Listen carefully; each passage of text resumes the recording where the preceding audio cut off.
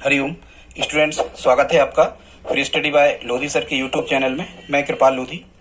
दोस्तों, आज हम आपको लेकर के आए हैं मैथ्स का बहुत ही इंपॉर्टेंट टॉपिक अनुपात, समानुपात तथा मिश्रानुपात। स्टूडेंट्स, इसका हमारा ये पार्ट 2 होगा।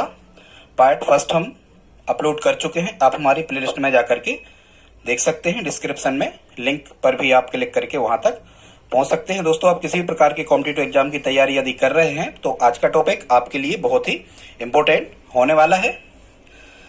एक अपील है दोस्तों, यदि आप हमारे चैनल पर पहली बार आए हैं तो प्लीज हमारे चैनल को सब्सक्राइब कर लें, साथ में बेल आइकन पर क्लिक करें ताकि सबसे पहले नोटिफिकेशन आपको मिलता रहे। स्टूडेंट्स, हम इसी प्रकार के competitive exam related videos upload करते रहते हैं, जिसमें maths, reasoning, GK, science, Hindi और शिक्षक भर्ती परीक्षा से रिलेटिव वीडियो अपलोड करते हैं। आप हमारी प्लेलिस्ट में जाकर के सर्च कर सकते हैं। तो बगैर देर किए हुए आइए प्रारंभ करते हैं आज का टॉपिक अनुपात, समानुपात और मिश्रानुपात का पार्ट 2।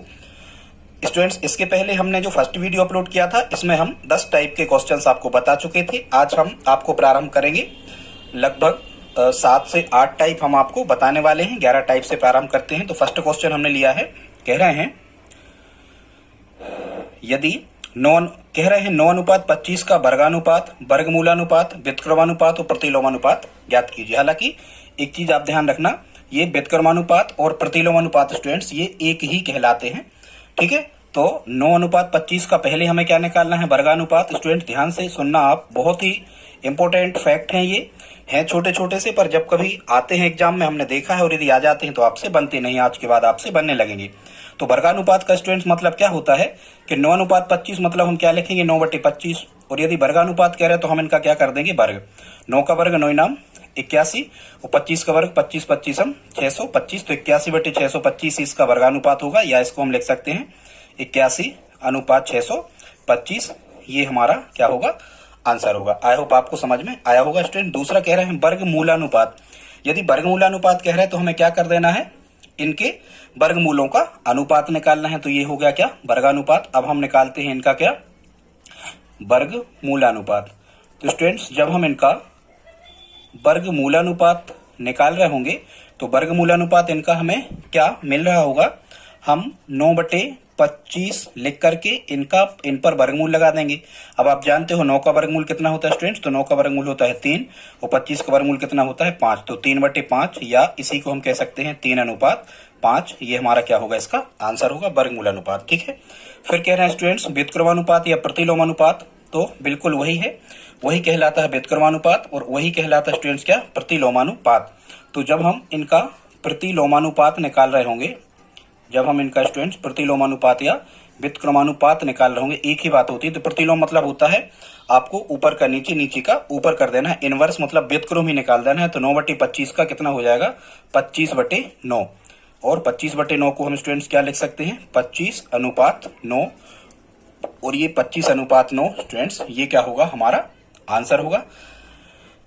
आगे देखते हैं, दूसरा क्वेश्चन लिया है और इस दूसरा प्रश्न में स्टूडेंट्स क्या कह रहे हैं, दूसरा क्वेश्चन में कह रहे हैं स्टूडेंट्स कि 8:125 का घनमूल अनुपात। स्टूडेंट्स, यहाँ घनमूलानुपात का मतलब होता है कि हमें इनके घनमूल निकालना है। 8/125 को घनमूल निकालना मतलब यहाँ करने घात में कितना लिखेंगे, 3। तो यहाँ हम 3 लिखेंगे और 8 का घनमूल निकालेंगे तो 8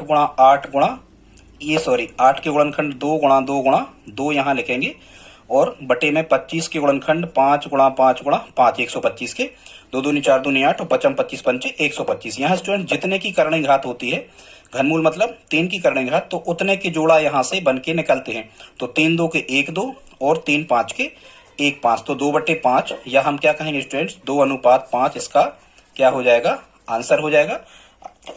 आई होप आप समझ गए होंगे, ठीक है। कुछ नहीं, इनका घनमूल निकाला था, 2 का घनमूल 8 का घनमूल 2 और 125 का घनमूल 5, ठीक है। अब अगला कह रहे हैं 2:5 का घनानुपात। स्टूडेंट्स, घनानुपात का मतलब होता है वो संख्या हमें लिखना है और इस पर घन लगा देना है। घन मतलब कितने की घात, 3 की घात। और यदि हमने 3 की घात लिखी तो इसका मतलब है 2/5 गुणा 2/5 गुणा 2/5 कितने बार, 3 बार। तो 2 दूनी 4 दूनी, यहाँ मिलेगा 8 और 55 25 पंचे 125, 55 25 पंचे 125, मतलब 8:125, या इसी को हम लिख सकते हैं 8/125 या 8:125। ये हमारा क्या होगा, आंसर होगा। ठीक है स्टूडेंट्स, अगला क्वेश्चन देखते हैं, प्रश्न क्रमांक 4। इसमें क्या कह रहे हैं, कह रहे हैं P बटे Q का प्रतिलोम अनुपात निकालो। पहले तो जब हम P बटे Q का प्रतिलोम अनुपात निकाल रहे होंगे स्टूडेंट्स, क्या निकाल रहे होंगे, जब हम P बटे Q का प्रतिलोम अनुपात मतलब क्या होता है, व्युत्क्रम अनुपात उल्टा, तो ये हो जाएगा कितना, Q ऊपर जाएगा और P कहाँ आएगा, नीचे। फिर क्या कह रहे हैं स्टूडेंट्स, अगला सेकंड पे कह रहे हैं P बटे Q का वर्गानुपात। तो जब हम P बटे Q का वर्गानुपात निकाल रहे होंगे तो हम वर्ग कर देंगे। ठीक है, इसको लिखेंगे P बटे Q और पूरे पे क्या लगा देंगे, वर्ग लगा देंगे। ठीक है, या इसी को हम क्या लिख सकते हैं स्टूडेंट्स, इसी को हम यदि अलग अलग लिखेंगे तो P का वर्ग अनुपात Q का वर्ग, ठीक है, बटे है ही। ठीक है, फिर स्टूडेंट्स अगला क्या कह रहे हैं, अगला कह रहे हैं इसी का हमें क्या निकालना है, घनानुपात। क्या निकालना है स्टूडेंट्स, इसी का आगे हमें क्या निकालना है, घनानुपात। तो जब हम P बटे Q का घनानुपात निकाल रहे होंगे, मतलब घनों का अनुपात, तो हम लिखेंगे P बटे Q और यहाँ क्या लगा देंगे, घन। तो ये भी सही है, या हम इसी को लिख सकते हैं P घन बटे Q घन, और P घन बटे Q घन को क्या लिखेंगे हम, P घन अनुपात Q घन। ठीक है स्टूडेंट्स, अगला क्या कह रहे हैं, अगला कह रहे हैं इसका घन मूलानुपात। अगला कह रहे हैं इसका घन मूलानुपात। कहने का मतलब ये कि हमें फाइंड करना है घनमूल का अनुपात। तो हम यहाँ क्या लिखेंगे, P बटे Q और यहाँ लगा देंगे 3 की घात, तो ये घनमूल हो जाएगा। तो इसको हम और कैसा लिख सकते हैं, इसको जब हम अलग अलग लिख रहे होंगे तो 3 कर्णिघात P बटे 3 कर्णिघात Q, ये भी लिख सकते हैं स्टूडेंट्स। ठीक है, या फिर आप इसको इसी फॉर्मेट को कैसे लिख देना, अनुपात के रूप में। तो ये क्या निकलेगा स्टूडेंट्स, इसी का घन मूलानुपात। आई होप आप इतने समझ गए होंगे स्टूडेंट्स। यहाँ तक यदि आपने हमारा वीडियो देखा है तो प्लीज इस वीडियो को आप लाइक जरूर कर दें। देखते हैं स्टूडेंट्स अगले क्वेश्चन की ओर आते हैं। अगला क्वेश्चन कह रहे हैं, और ये टाइप कौन से पे पहुंच गए हम स्टूडेंट्स, अब पहुंच गए टाइप 12 पे।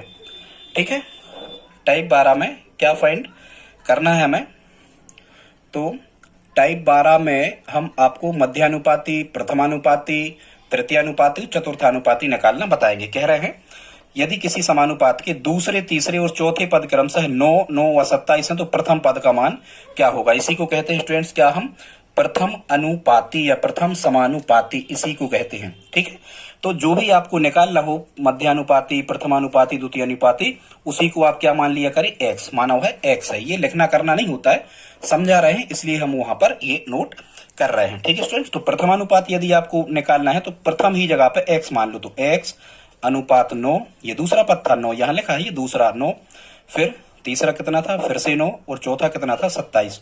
तो इनको हमें कैसे लिख लेना है, इनको हमें लिख लेना है समानुपात के फॉर्मेट में, 4 पद बना के। ठीक है, जब हम इसे सिंप्लीफाई करेंगे, देखो प्रथम पद निकालना था तो प्रथम पद की जगह ही अज्ञात राशि रख दो x। यदि मध्य पद निकालना तो मध्य में x रखेंगे, चतुर्थ पद निकालना, चतुर्थानुपाती, तो चौथी जगह जो ही निकालना है x वही हम रख देते हैं। तो इसको हम कैसा लिख रहे होंगे, x बटे 9 बराबर कैसा लिखेंगे, 9 बटे 27।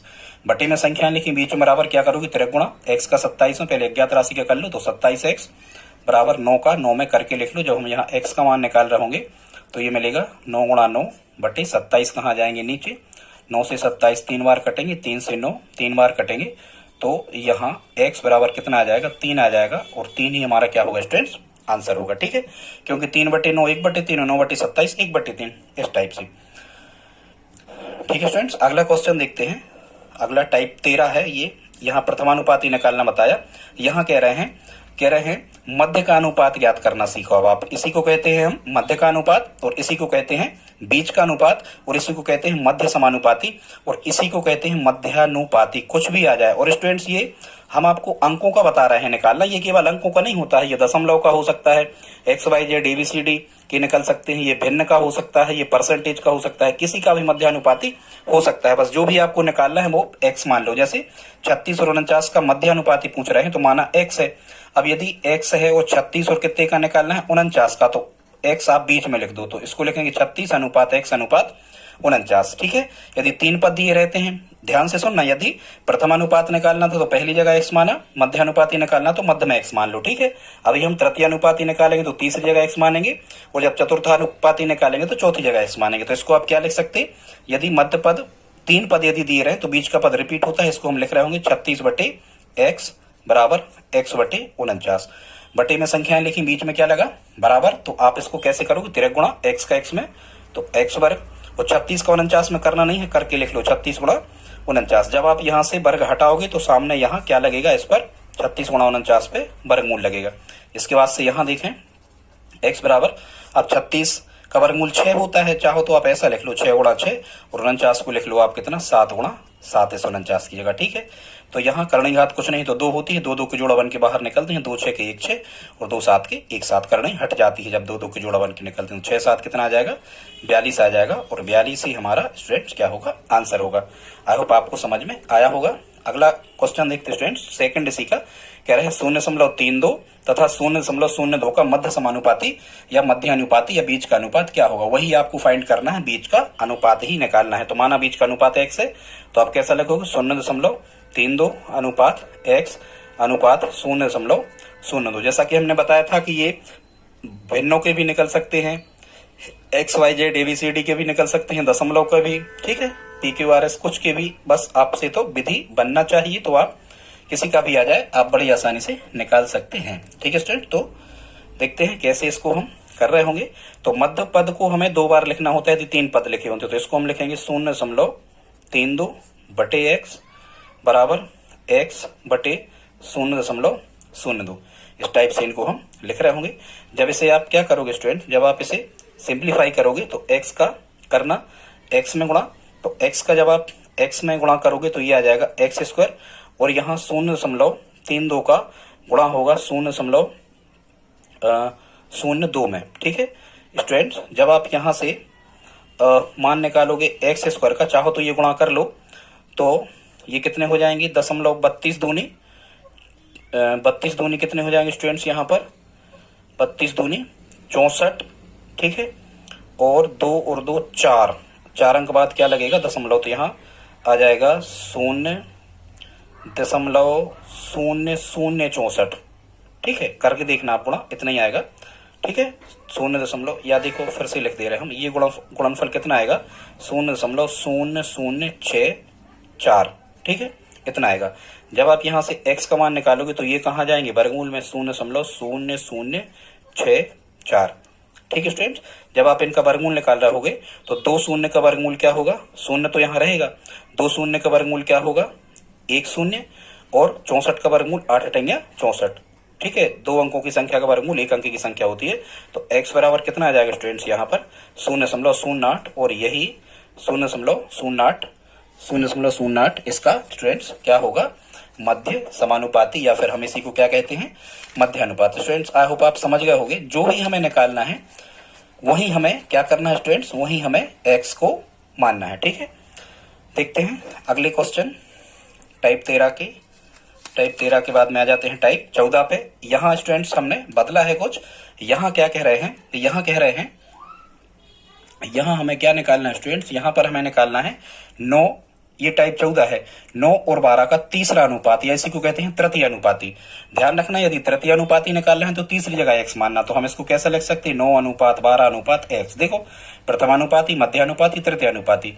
यदि तीसरा अनुपात निकालना है तो हम तीसरी जगह क्या मानेंगे x मानेंगे। बस अब हम यदि 3 पद दिए रहते हैं तो बीच के पद को रिपीट करते हैं, 9/12 बराबर कैसा लिखेंगे 12/x, ये लिखने का नियम होता है। बस बटे में संख्याएं लिखी, बीच में बराबर लगा तो हमेशा तिरक गुणा होता है, ये नियम है। 9 का x में गुणा करेंगे तो कितना आ जाएगा 9x बराबर 12 का 12 में हम करके लिख लेंगे, ठीक है स्टूडेंट्स। जब हम यहाँ से x का मान निकाल रहे होंगे तो सामने के ये 12 गुणा 12 ज्यों के त्यों, और 9 कहाँ जाएंगे बटे, बस कैंसिल आउट करो, 3 से काटो, 3 त्रिका 9 और 3 चौको 12, और 3 से 12 भी कट गए कितने बार 4 बार, तो x बराबर क्या मिल रहा होगा 4 गुणा 4, तो 4 चौको 16, इसका क्या रहा होगा ये तृतीय अनुपात या तीसरा अनुपात आ रहा होगा, ठीक है स्टूडेंट्स। इसी टाइप से अगले देखते हैं। यहाँ पर हमें अब क्या निकालना है स्टूडेंट्स, अब हमें निकालना है इसका चतुर्थानुपाती, या उसी को कहते हैं हम क्या चौथा अनुपात या चतुर्थानुपाती। यदि स्टूडेंट्स हमें चतुर्थानुपाती निकालना है तो हम x कहाँ मानेंगे, फिर हम x मानेंगे चौथी जगह पे, तो इसको हम लिखेंगे 3:15, और 4 पद यदि हमें मिलते हैं तो बीच में समानुपात लगाया जाता है, ये नियम है। तो 3:15:18, और चौथा अनुपात तो चौथी जगह x। देखो प्रथम अनुपाती, द्वितीय अनुपाती, तृतीय अनुपाती, चतुर्थ अनुपाती। चौथा अनुपात निकालना तो चौथी जगह x, तृतीय अनुपाती निकालना तो तीसरी जगह x, मध्य अनुपाती निकालना तो मध्य अनुपाती x, ये मान के और x का हमें मान निकाल देना, आंसर आ जाता।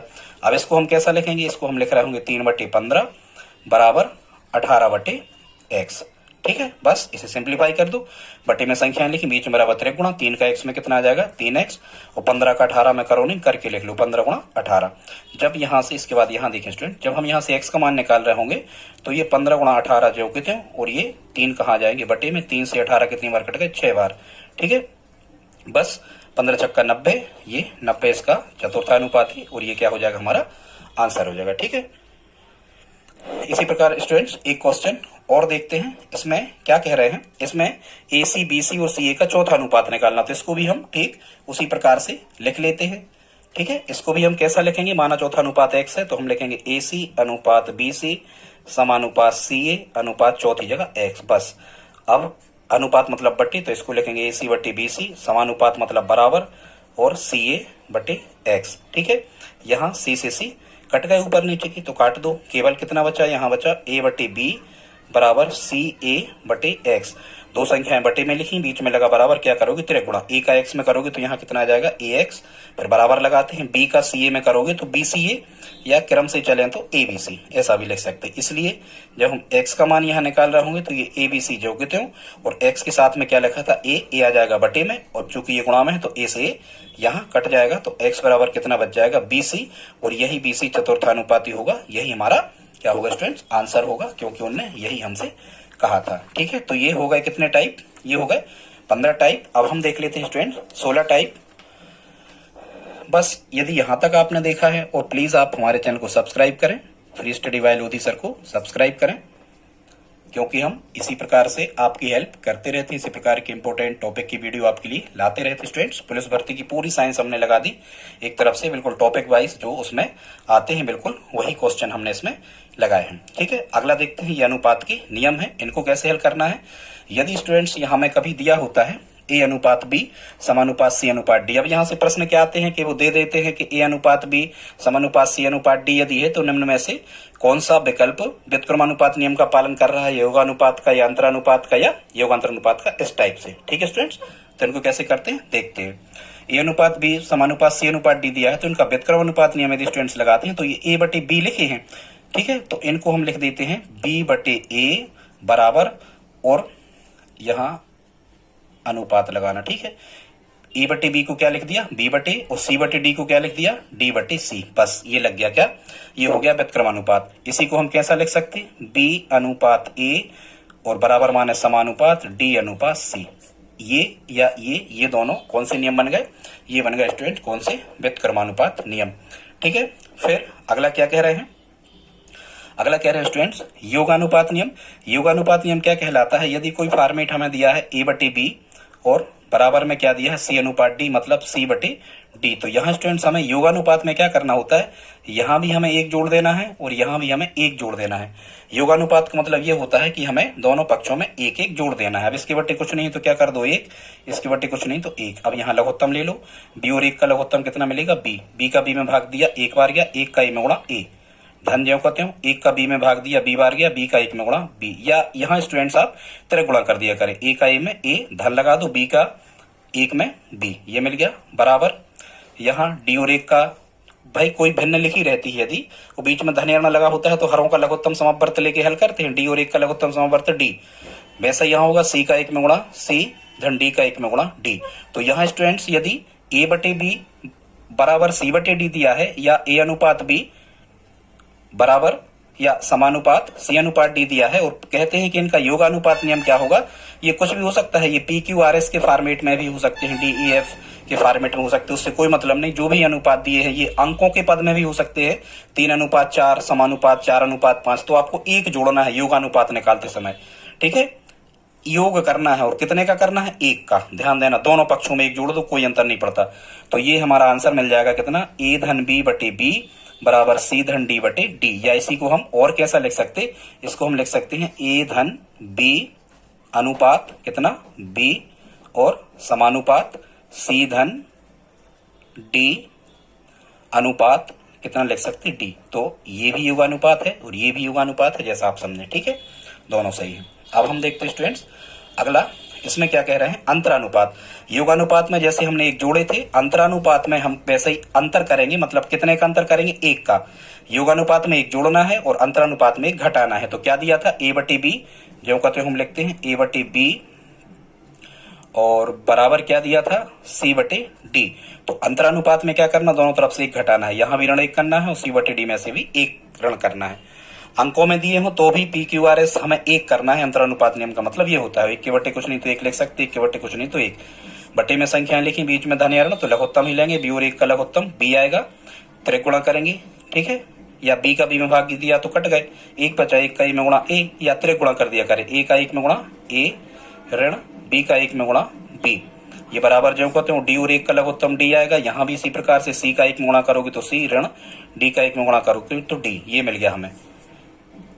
मतलब प्रश्न कैसा आएगा कि यदि ए अनुपात बी समानुपात सी अनुपात डी है तो इसका अंतरानुपात नियम क्या होगा, तो ए ऋण बी बटे बी बराबर सी ऋण डी बटे डी, ये होगा। ठीक है स्टूडेंट, इसी को हम कैसा लिख सकते हैं, ए ऋण बी बटे बी मतलब अनुपात बी, और बराबर मतलब क्या, समानुपात, फिर क्या कह रहा है, सी ऋण डी कोष्टक में रख दो, ठीक, और अनुपात डी। तो ये वाला पद भी सही है और ये बराबर ये पद भी सही है, ये क्या कहलाता है। ठीक है स्टूडेंट्स, अब हम देखते हैं यदि क्या कह रहे हैं, यदि योगांतर अनुपात कह रहे हैं। योगांतर अनुपात मतलब एक जोड़ना है और एक घटाना है और उनका अनुपात करना है, एक का योग भी करना, एक का अंतर करना और उनका अनुपात भी करना। जनरली ये आसानी से हो जाता है, जैसे लिखें ए अनुपात बी समानुपात सी अनुपात डी। सी में योगांतर अनुपात नियम लगा के यदि हम बताएं, आपको दिया है ए बटे बी बराबर क्या दिया है, सी बटे डी, इसको हम इस फॉर्मेट में लिख सकते बिल्कुल। अब योगांतर अनुपात नियम स्टूडेंट्स कैसा लगता है, एक बार योग से चालू हो रहा, एक बार ऊपर की संख्या में नीचे की संख्या जोड़ दो ऊपर, और एक बार ऊपर की संख्या में नीचे की संख्या घटा दो नीचे, तो इस पक्ष में लग गया। अब जब हम इस पक्ष में लिखेंगे तो भी ऐसा ही, यहीं से चालू करेंगे, योग और अंतर का अनुपात। एक बार इस ऊपर की संख्या में नीचे की संख्या जोड़ते हैं ऊपर, और एक बार ऊपर की संख्या में से नीचे की संख्या घटाते हैं नीचे, ये बन गया। ये वाला पद जो पूरा हमें प्राप्त हुआ, ये क्या मिला हमें, योगांतर अनुपात नियम लग गया, ए बटे बी बराबर सी बटे डी में। इसी को हम अनुपात के फॉर्मेट में भी लिख सकते हैं। अनुपात के फॉर्मेट में लिखोगे तो कैसा लिखोगे, ए धन बी अनुपात ए ऋण बी, ठीक है, फिर क्या लगाओगे, समानुपात, फिर इस पक्ष ये पक्ष लिखोगे सी धन डी, और अनुपात क्या लिखोगे, सी ऋण डी। इस प्रकार से लगेगा ये योगानुपात। ठीक है स्टूडेंट्स, अगला क्या कह रहे हैं, अगला ये अलग है, एकांतर अनुपात। यहां अंतर समझना, अंतरानुपात, अंतरानुपात और योगानुपात। ठीक है स्टूडेंट्स, यहां एकांतर अनुपात में हमें क्या करना है, एक छोड़ के लिखा जाता है। जैसे हमें क्या दिया था, हमें दिया था ए बटे बी बराबर सी बटे डी, ठीक है, या ए अनुपात बी समानुपात सी अनुपात डी। तो ए के बाद में एक पद छोड़ो तो सी लिख दो, बी के बाद में एक पद छोड़ो तो डी लिख दो, ये कहलाता है एकांतर अनुपात। माने एक एक के अल्टरनेट क्रम के अंतर से चलो, मतलब इसको हम लिखेंगे, यदि इसमें एकांतर अनुपात लगाएंगे तो ए अनुपात सी छोड़ के और समानुपात बी के साथ लिखेंगे डी, बी अनुपात डी। ठीक है स्टूडेंट्स, या इसी को हम क्या लिखेंगे, ए बटे सी समानुपात माने बराबर, और क्या लिखेंगे, बी बटे डी। मतलब इसमें ये लग गया एकांतर अनुपात नियम, इसके बटे ये बराबर इसके बटे ये लिख दिया जाता है, या एक पद छोड़ के हम चलते हैं, ये लग जाता है एकांतर अनुपात नियम। ठीक है स्टूडेंट्स, यदि यहाँ तक आपने वीडियो देखा तो प्लीज लाइक कर दें। अगला देखते हैं टाइप 17, बस आप 5 मिनट और हमारे साथ रहे।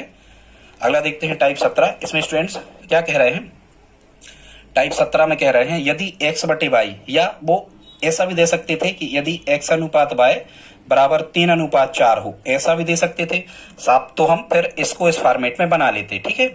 लेकिन उन्होंने सीधा दिया x अनुपात x बटे वाई बराबर 3 बटे 4, तो 2x धन 3 वाई तथा 3x ऋण 2 वाई का अनुपात ज्ञात कीजिए, इसका अनुपात क्या होगा। तो आप कैसे करोगे स्टूडेंट्स, अनुपात में हमेशा एक नियम होता है, और वो नियम क्या होता है स्टूडेंट्स, वो नियम ये है कि जो राशि ऊपर लिखी है उसे हम ऊपर ही लिखते हैं, ऊपर का मान ऊपर होता है और नीचे का मान नीचे होता है। मतलब x बराबर 3 और y बराबर 4 यहाँ दे दिया, और हमें काय का अनुपात निकालना, हमें निकालना है 2x धन 3y और सबके बटे 3y ऋण 2x, 3y ऋण 2x, इसका मान हमें निकालना है। तो हम क्या करते हैं, ये सभी के सभी मान जो हमें दिए गए हैं ये यहाँ पर हम इस समीकरण में रख देते हैं, ठीक है। तो यहाँ क्या लिखा है 2, तो 2 लिख दो, गुणा है यहाँ तो गुणा लगा दो, x की जगह कितना रख दो, x का मान 3, धन फिर कितना लिखा 3, यहाँ गुणा है y का मान कितना है 4, यहाँ 4 रख दो, बटे की लाइन खींच दो, 3y मतलब 3 गुणा y की जगह कितना रखोगे 4, ऋण 2 गुणा x, यहाँ गुणा है, गुणांक ही है 2x का, तो यहाँ गुणा होता है 2 गुणा x का कितना रख दोगे 3।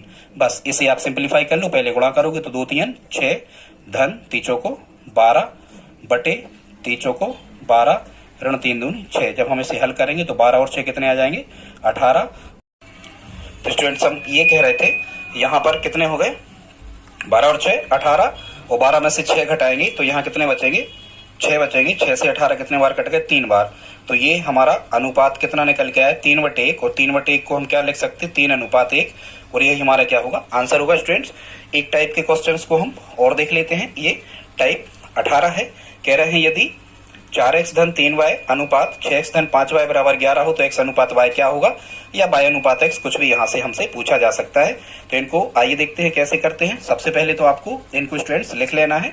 कैसे लिख लेना है 4x धन 3y अनुपात माने बटे और 6x धन 5y बराबर कितना कह रहे थे 11। यदि यहाँ कहते 11:3 तो हम 11/3 और लिख देते, पर इतना ही दिया तो इसी को कर लो, ठीक है।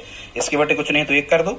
अब यह स्टूडेंट्स आपको ये सिंप्लीफिकेशन बनना चाहिए कि यदि बटे में संख्याएं लिखी हैं, बटे में संख्याएं लिखी हूँ, बीच में बराबर लगा तो तिरक गुणा होता है। 4x धन 3y का 1 में गुणा करोगे तो यहाँ आ जाएगा कितना 4x धन 3y बराबर। अब यहाँ 11 का 6x में होगा तो 11 छक्का 66x, और 11 का धन 5y में होगा तो 11 पंचे 55y। अब हमें क्या करना है स्टूडेंट्स x के एक तरफ और y के एक तरफ। तो ये 4x ज्यों के त्यों 66x इस तरफ आए तो ऋण के हो गए, क्योंकि बराबर किस तरफ ये धन के थे, बराबर ये 55y ज्यों के त्यों ये 3y बराबर किस तरफ आए तो काय के हो गए ऋण के। अब ये असमान चिन्ह घटते हैं, 66x में से 4x घटे तो 62x बचे, काय के ऋण के, क्यों बड़ी संख्या ऋण की है, बराबर 55y में से 3y घटे तो कितने बचे 52y, ये धन के, क्योंकि बड़ी संख्या 55 धन की है। इसलिए स्टूडेंट्स जब हम यहाँ x बटे y का मान निकालेंगे तो देखो x का गुणा कहाँ है ऋण 62 में, तो ऋण 62 कहाँ पहुंचेंगे ऊपर, ठीक है, और y का गुणा कहाँ है 52 में, तो ये 52 कहाँ पहुंचेंगे ऊपर। मतलब इस समीकरण को हम इस फॉर्मेट में लिख सकते हैं। देखो अभी भी यदि आप तिरक गुणा करो x का ऋण 62 में तो ऋण 62x, और y का 52 में तो 52y, ठीक है। यदि ये कट रहे हैं तो हम इनको काट सकते हैं, चूंकि कट रहे हैं फिर से लिख लो चाहो तो, ये x बटे y मतलब x अनुपात y हमें मिल गया। कट रहे हैं, बिल्कुल कट रहे हैं, कितने से काट दो 2 से काट दो, तो 52 कितने बार कटेंगे 26 बार, और 62 कितने बार कटेंगे 31 बार। ये ऋण नीचे आया है, ये ऋण हर में कभी नहीं लगता, ये अंश में ही लगता है, तो हम लिखते हैं ऋण 26 अनुपात 26/21 को ऋण 26:31। दोस्तों अभी एंड करते हैं। यदि वीडियो पसंद आया तो प्लीज आप लाइक करें, और यदि आप हमारी हेल्प करना चाहें तो प्लीज इस वीडियो को अपने दोस्तों के साथ स्टडी ग्रुप में शेयर जरूर करें। हम इसी प्रकार के इंपॉर्टेंट वीडियो आपके लिए लाते रहते हैं। अभी ये टाइप 18 होगा, एक वीडियो और लाएंगे हम, जिसमें हम आपको स्टूडेंट्स यहाँ से लगभग 40 से 50 टाइप के क्वेश्चन अनुपात समानुपात में बताएंगे। मिलते हैं अगली वीडियो में, तब तक के लिए जय हिंद जय भारत।